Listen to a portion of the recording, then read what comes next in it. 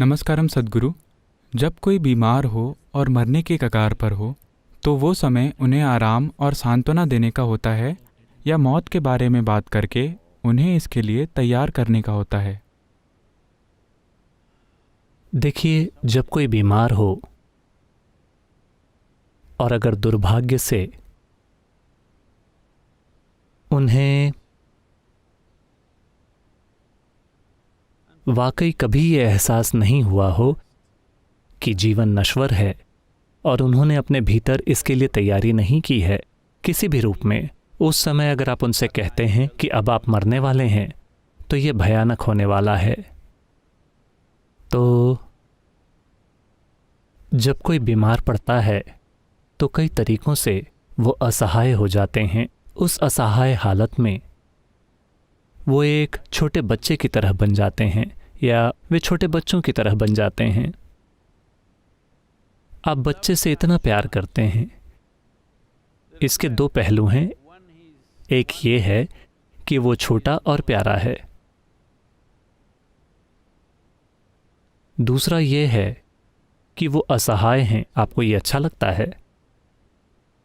हाँ, अगर आपके पति या पत्नी ऐसे हों कि वो हर चीज़ में बहुत कुशल हैं, जो अपनी ज़रूरत की हर चीज़ खुद कर सकता हो, नहीं, आप उस व्यक्ति को पसंद नहीं करेंगे। आप एक ऐसा इंसान चाहेंगे जिसे अपने मोजे खोजना भी नहीं आता। आप कोसेंगी, लेकिन आपको ये अच्छा लगता है क्योंकि इन्हीं चीज़ों से आपको जीवन पर नियंत्रण मिलता है। मैंने औरतों को बातें करते देखा है। पता है, मेरे पति वो सुबह अपना टूथब्रश भी नहीं ढूंढ पाते, लेकिन उन्हें इस पर बहुत गर्व है क्योंकि जब वो इतना असहाय है, मेरे बिना वो रह ही नहीं सकता। यही असली बात है, क्योंकि सारे रिश्ते ज़रूरत पर आधारित रिश्ते हैं। समाज ऐसे ही विकसित हुए हैं। तो अचानक उन्हें बताना कि आप मरने वाले हैं एक बहुत अच्छा उपाय नहीं होगा।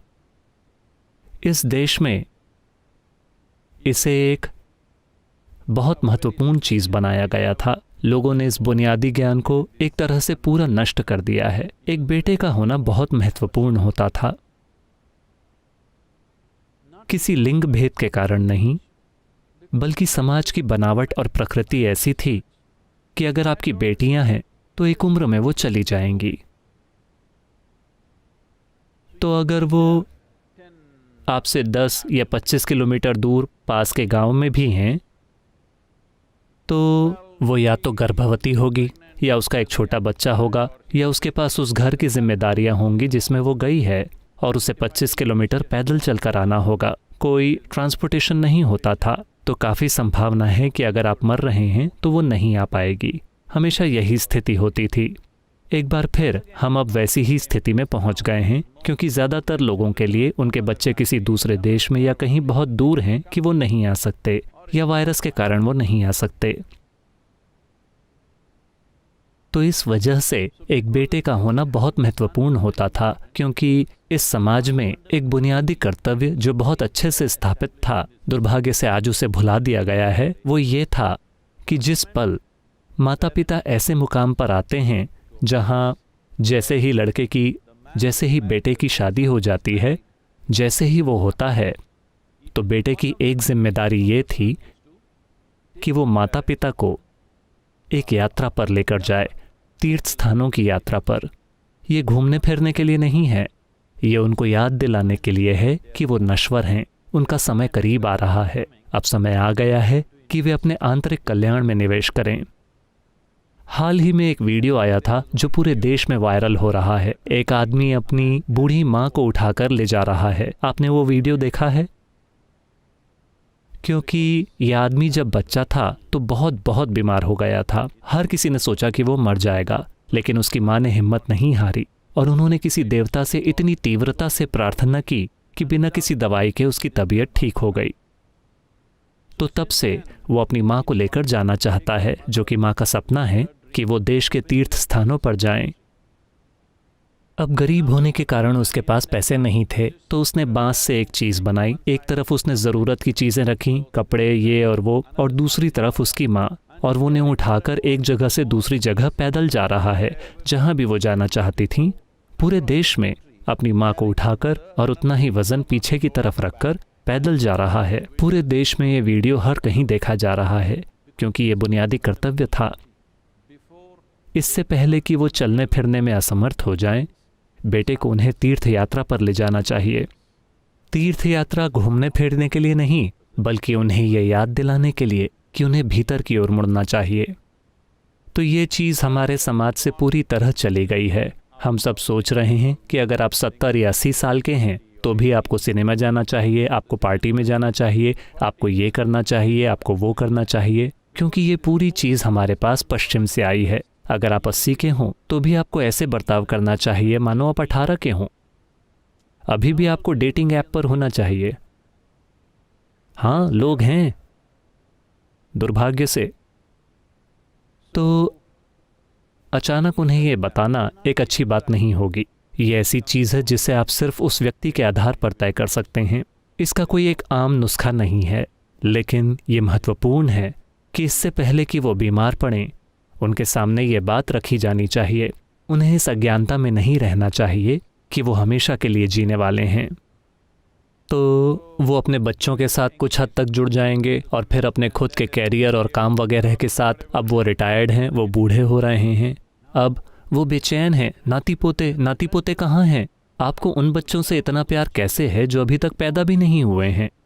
जब आपको कोई चिंता या परवाह नहीं है उन बच्चों की जो सड़कों पर हैं, आपके पास उन बच्चों के लिए इतना प्यार कैसे है जिनका अस्तित्व ही नहीं है?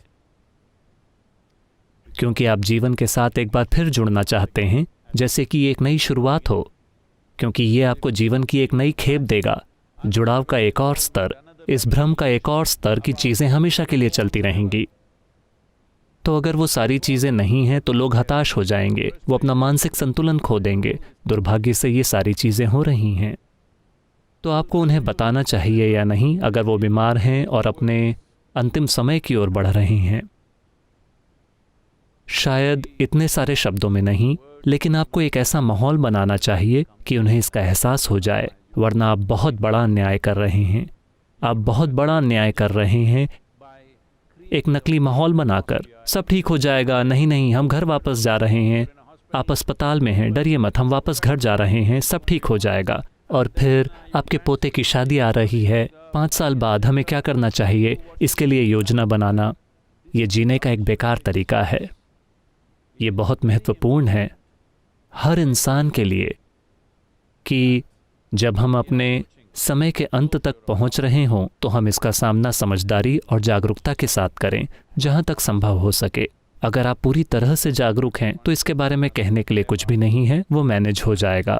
वरना वे उस तरह से नहीं जिए और उनके पास अभी वो क्षमता भी नहीं है। पर आपको ऐसा माहौल बनाना होगा कि उन्हें ये एहसास हो कि वे इस दिशा में आगे बढ़ रहे हैं। शायद आप सीधे उन्हें ना बता पाएं, शायद वो घबरा जाएं, शायद वो डर जाएं और वो सारी चीज़ें, लेकिन आपको एक वातावरण बनाना होगा, एक आध्यात्मिक वातावरण। जब हम कहते हैं आध्यात्मिक तो कुछ ऐसा जिसका संबंध शरीर से नहीं है।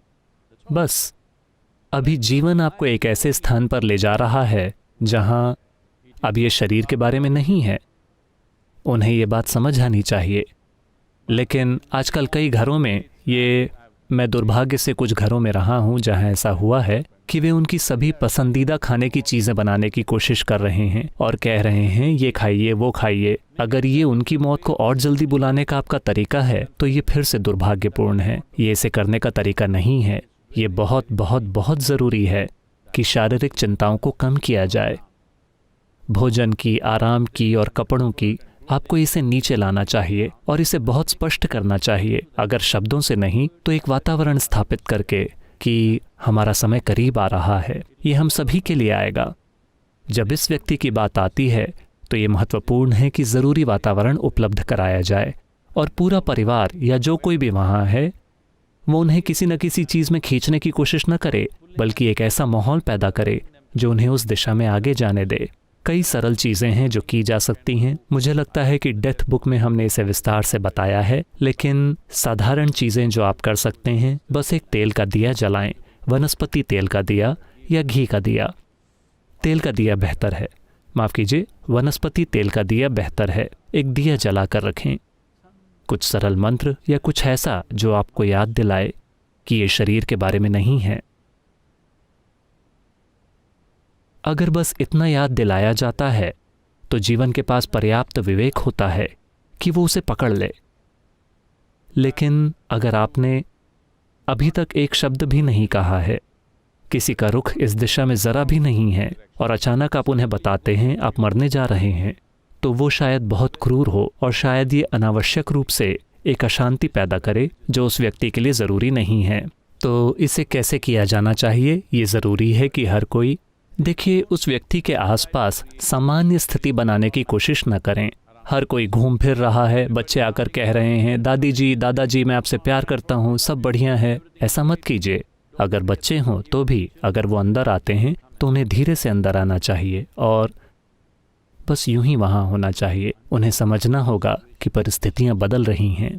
अगर आप इतना भी नहीं करते, आप एक फिल्म लगा देते हैं, आप ऐसा करते हैं, आप उनकी सारी मनपसंद खाने की चीज़ें बनाते हैं, आप उनके चारों ओर उछल कूद कर रहे हैं ताकि उन्हें लगे कि सब कुछ बढ़िया है, ये तरीका नहीं है। ये महत्वपूर्ण है। मृत्यु के साथ कुछ भी गलत नहीं है, ये बस हमारे अस्तित्व का एक हिस्सा है। बात बस इतनी है कि हम इसे किस तरह से करते हैं। ये बहुत महत्वपूर्ण है। ये माता पिता के प्रति उनके बच्चों का एक मौलिक कर्तव्य है कि जब उनका समय आए तो वो अच्छी तरह से जाएं।